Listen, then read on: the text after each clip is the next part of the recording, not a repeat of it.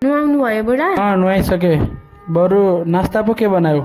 दिइहाल त, काममा जानु पर्यो, ढिलो भइसक्यो। छैन बुढा, अलिकति चामल थियो अनि हिजो नै सकिसक्यो। अनि मलाई भन्नु पर्दैन त चामल सकियो छ भनेर? हिजो फोन त गरेकी थिएँ अनि हजुरले उठाउनु नै भएन।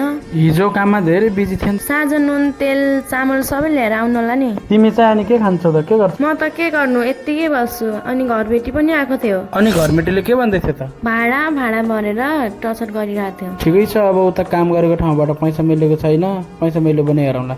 तिमी टेन्सन नगर, पछि म खाना लिएर आउँछु। तिमी हुन्छ साँझ छिट्टै आउनु होला घर। फर्काउनु त मसँग थोरै पैसा छ, अनि लगेर जानु नास्ता खानु होला। भोगे कसरी काम गर्नुहुन्छ? लिनु।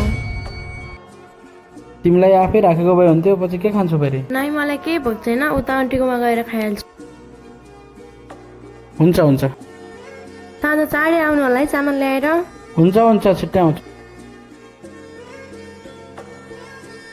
ओहो, यता त मासु बनाएको रहेछ। थोरै चामल थियो, हिजो नै सकियो बुढा। बिचरा ढितुले बिहानबाट केही पनि खाएको छैन। म त यहाँ काममा आएको बेला खाइहाल्छु। बरु उसलाई फोन गरेर यतै बोलाउनु पर्यो।